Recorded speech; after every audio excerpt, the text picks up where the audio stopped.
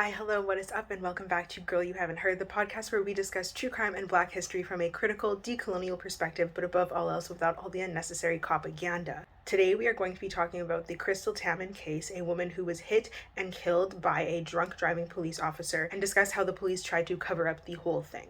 Crystal Ann Taman Svensson was born on August 22nd, 1964 in Kamloops, British Columbia, Canada. At 2 years old, her family relocated to Winnipeg, Manitoba, where she would remain for the rest of her life. While in high school, she met Robert, and they quickly fell head over heels in love for one another. Not too long after this, the pair got married and welcomed into the world daughters Tara and Kristen and son Jordan. After they were born, Crystal spent the majority of her time with her children, and aside from her marriage to Robert, her children remained her first priority. Her family's happiness was of the utmost importance to her. She loved them with her whole heart. In the early 90s, Crystal took a break from being a full-time mom and spouse to go to Red River College to begin her career in dental assisting.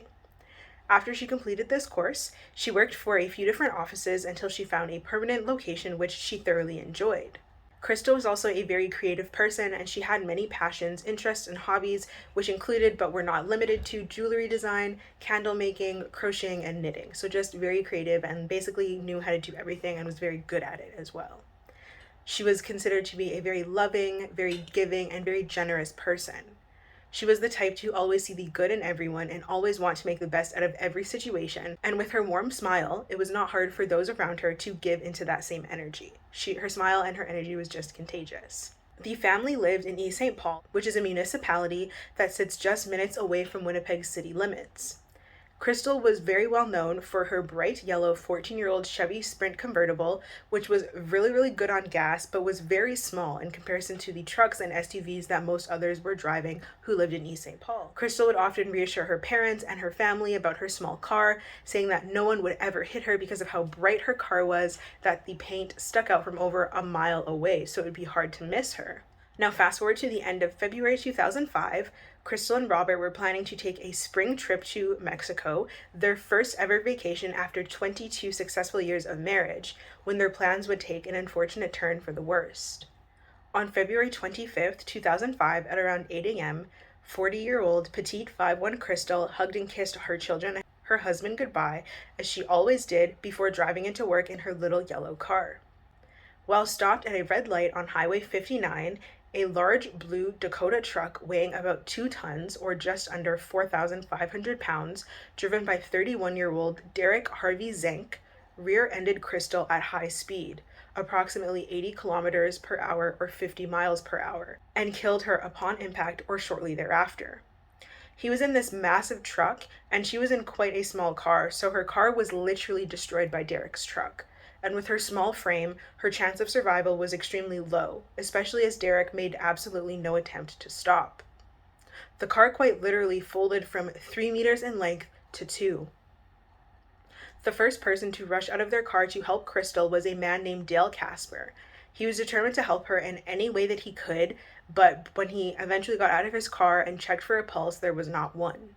The crash also seriously injured another woman, but she was able to survive.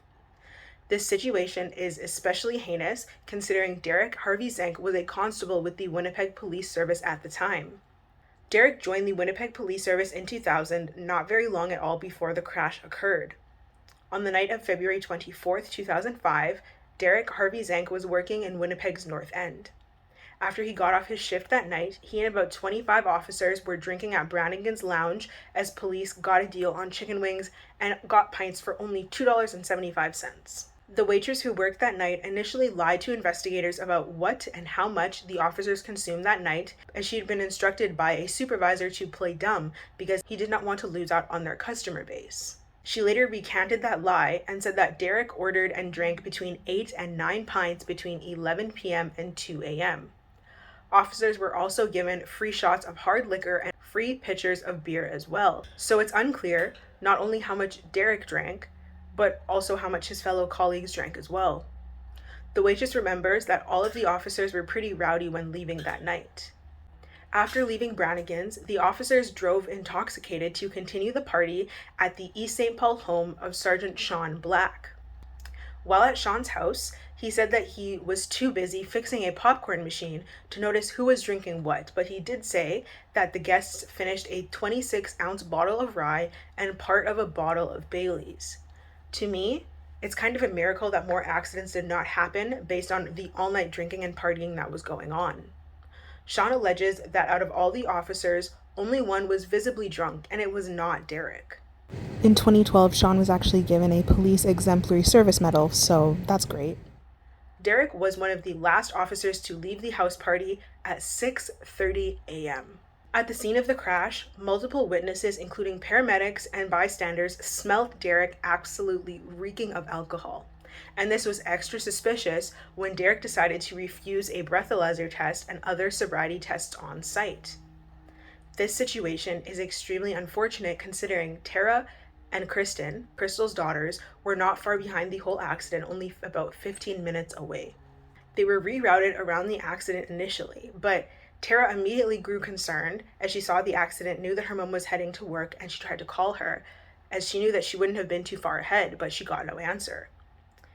They decided to turn around and go back to the scene of the crash, and they recognized what remained of their mother's car. Tara said that when she and her sister pulled up to the scene, they were putting a tarp over the car while Crystal was still in it. Tara says that all she can think of is the pair pulling up, seeing her car, which was easily recognizable, and them not being able to get to her. At the time, East St. Paul had their own police service that operated independently of the RCMP and the Winnipeg Police Service, and they, along with ambulances and paramedics, were the first on the scene. As soon as Kristen and Tara pulled up to the scene, they were taken by East St. Paul officers and held in the back of a police car until their dad arrived, even though they asked to be let out multiple times and they were not told why they were being kept in the back of the police car. And no one had actually interviewed them or asked them about what they saw. As the incident occurred in East St. Paul jurisdiction, the case was initially investigated by East St. Paul Police, which at the time was led by Police Chief Harry Bakema. This was hugely problematic as Derek and Bakema had previously worked together at the Winnipeg Police Service, and there was some level of loyalty and camaraderie despite Derek murdering a woman and injuring another woman and driving drunk on top of all of that. After arriving on the scene, Bakema and Derek spoke for several minutes while Bakema alleges it was only for a few seconds. Harry even put his arm around Derek and helped him over to a police car, and as he was being helped over to the police car, Derek mumbled out, "I'm a cop," which just means protect me. Like, I'm one of you, protect me. These two worked together for about 2 years just before Bakema became the chief of the East St. Paul Police Service. Bakema said that he could not smell any alcohol on Derek's breath. Why you always lying? Which was a lie because everyone else smelt it, even those who weren't very close to Derek at the time. But he also made no attempt to carry out field sobriety tests such as watching him walk in a straight line, checking his eyes, or monitoring his speech for signs of impairment because he was slurring his words. Bakema took Derek directly to the car of inexperienced constable Jason Wojciech. And Wojciech said that he was told by his superior that he was possibly dealing with a drunk cop, but he was not to do anything or say anything. Bakema says he told Jason that the suspect was in fact a cop, but does not admit to saying that he was impaired or possibly drunk in any way. After being brought over to Wojciech's car, Zenk was examined by a paramedic who told Jason that he could smell the booze on his breath, but Jason did not mention that in any of his notes or reports because Bakema ordered him to remove any references of alcohol. Derek was then locked in the back of Jason's police car for about 40 minutes, giving him some time to sober up before he was formally arrested and read his rights.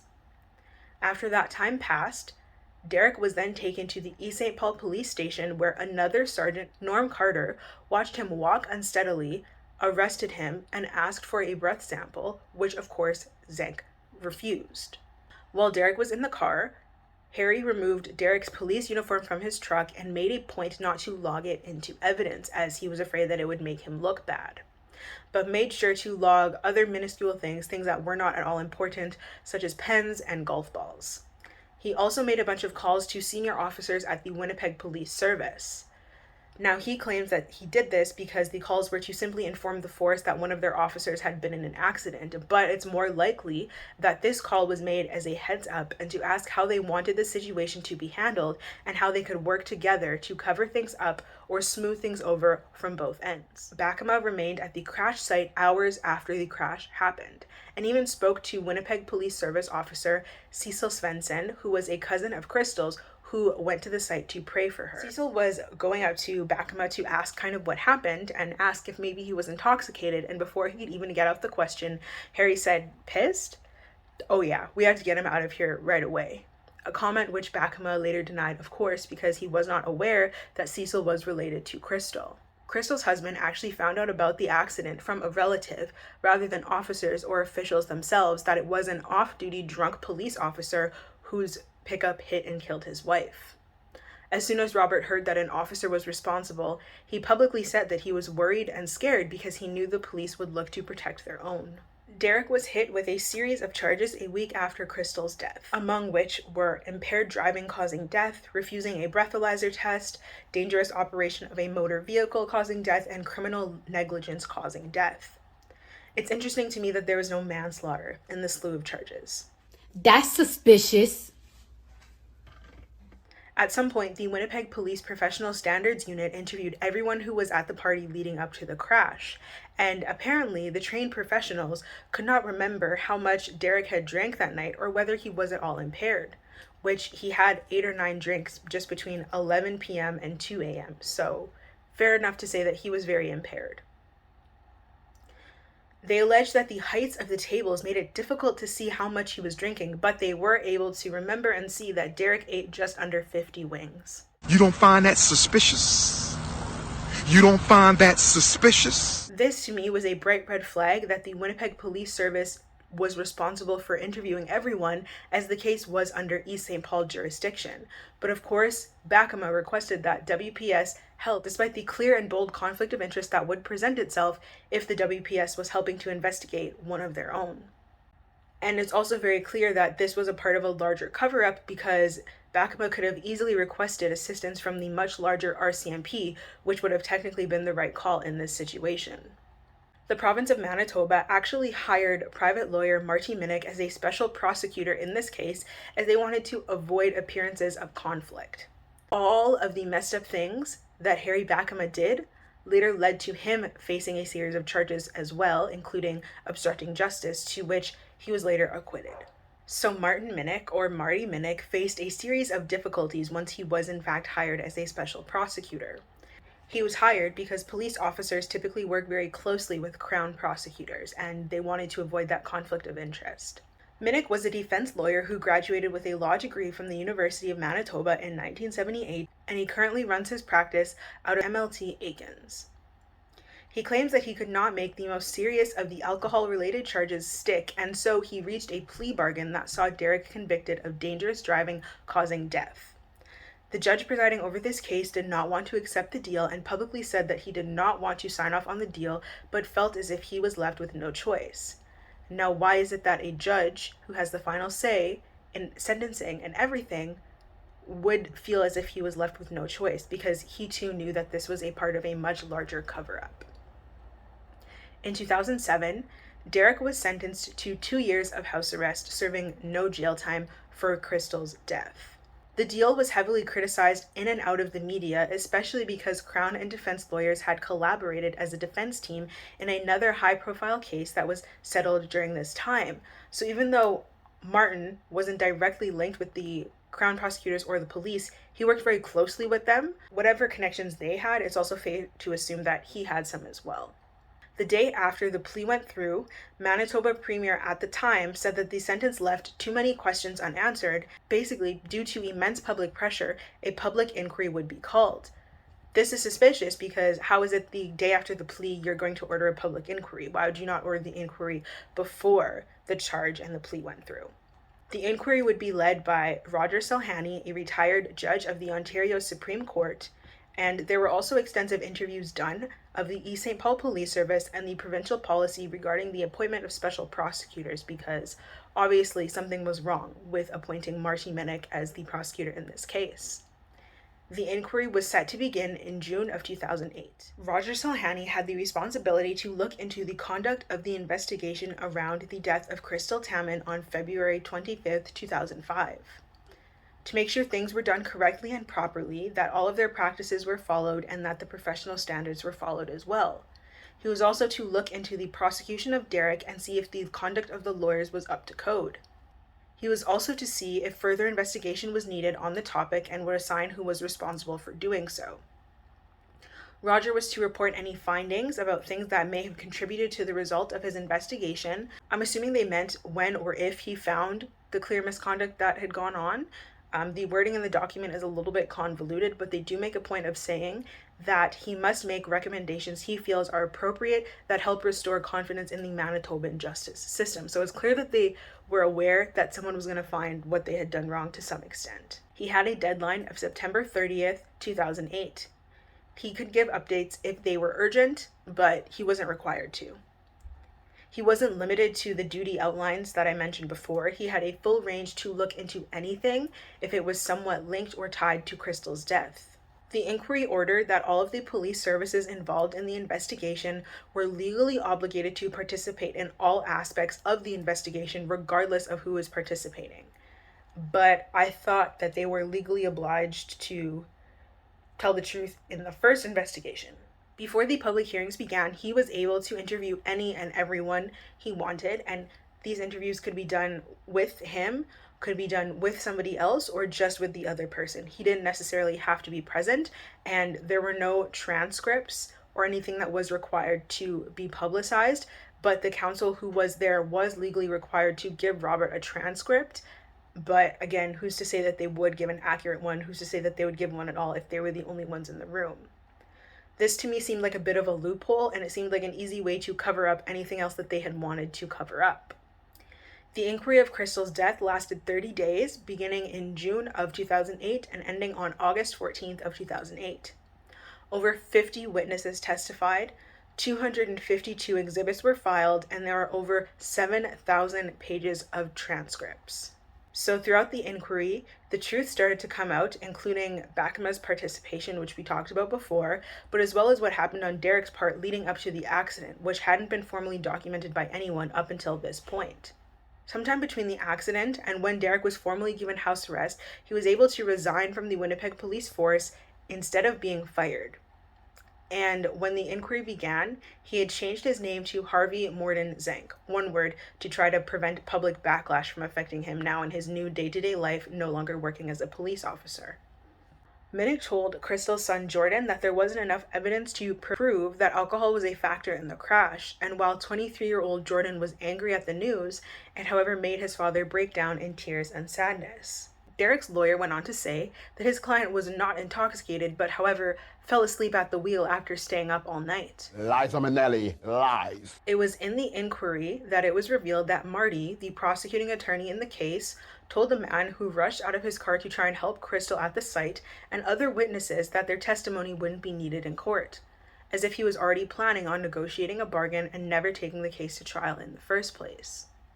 Minuk would actually say that it was likely that Derek would receive house arrest instead of a trial, and he blamed that on poor investigation and claimed that house arrest was the best outcome that could be expected. Which, how?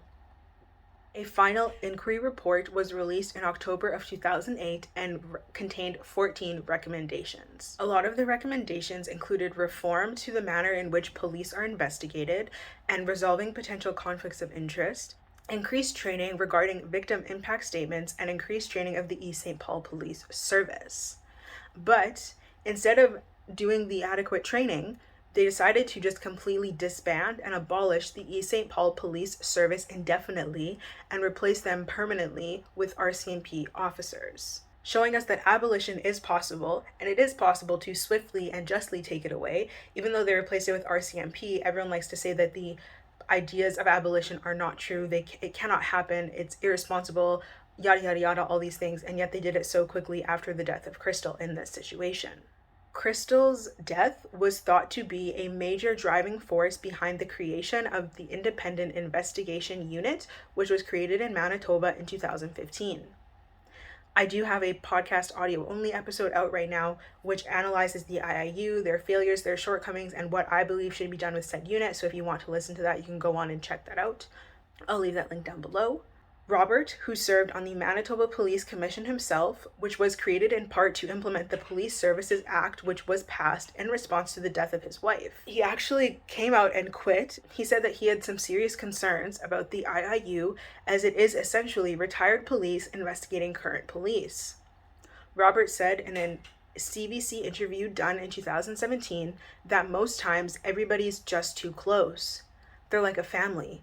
And it's pretty hard for them to be objective and to do their job properly, knowing that it's their own they're investigating. And I still feel that way, and I'm always going to feel that way. So we have now come to the part of the episode where I just give my thoughts. So the RCMP are cops, right? Like, they're cops. So in my opinion, it would have been ideal if the area just didn't have police anymore, rather than allowing the RCMP to come and take over that jurisdiction that used to belong to the East St. Paul Police Service.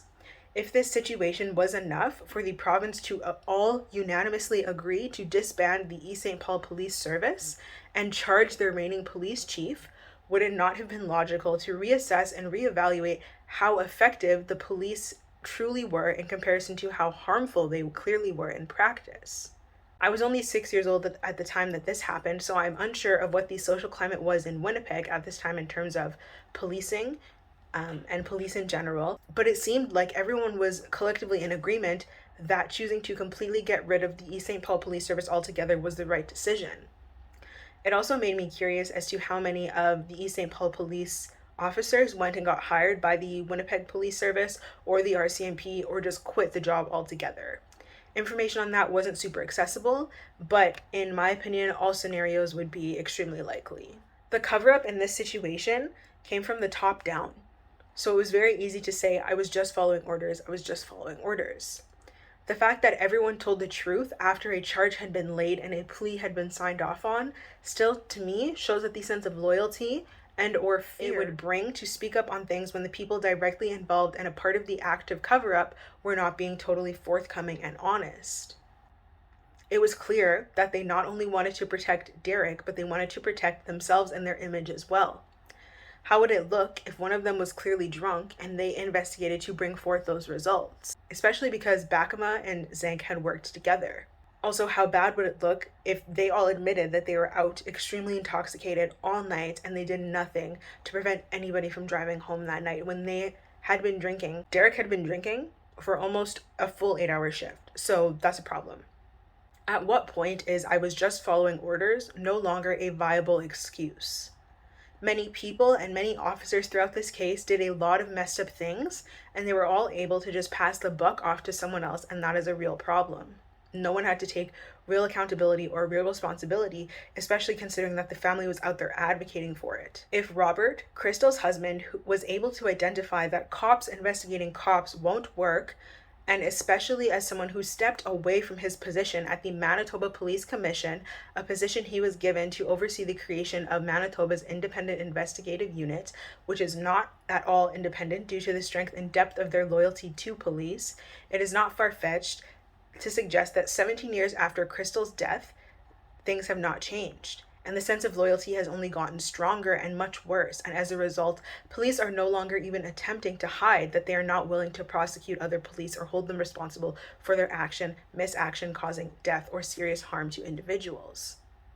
I also personally do not understand why Tara and Kristen were kept in the back of the police car until their father arrived. Like, I do understand because they didn't want them to see and they didn't want to further incriminate anybody, but I also don't understand why this was done, if that makes sense. Like, I get it, but I don't get it. It just seems odd to me, like it may have been done to prevent them from seeing or interacting with the cover-up that was ongoing from the beginning. In my opinion, began from the time that they left Brannigan's after a night of drinking, after a night of disproportionately harassing or assaulting Black and Indigenous folks in Winnipeg's North End, and ended with the silence being kept of all the witnesses after a plea had already been accepted. While what happened to Crystal is absolutely horrendous, and I do not want to take away from that at all, she did not deserve this fate, and I think that there should have been more compensation given to her family due to the nature of her death. I also think that if this had happened to somebody who was not a white woman, that the outcome would have been very different. Like, it was taken quite seriously because she was a white person who was an upper class woman who lived in East St. Paul and was just simply on her way to work. Had Derek been driving in the North End, for example, and had hit somebody there, I do think that the outcome would have been very different. Even if he had hit like a Black or Indigenous or another person of color on his way into the city, I do think that this would have been handled very differently. But that's not to say that I think the situation was handled well. I think that the only thing that came of this was the abolition of the East St. Paul Police Service, but they were just essentially replaced with RCMP. So it's a toss-up. But I do not think that Crystal's family got justice in this situation. I do think that they were screwed over, and I think the judge who signed off on Derek's plea deal knew that and did nothing about it. So thank you so much for tuning into this episode where we talked about Crystal's death, the ensuing cover-up, and everything that followed. Thank you so much for watching, and I hope to see you in the next episode.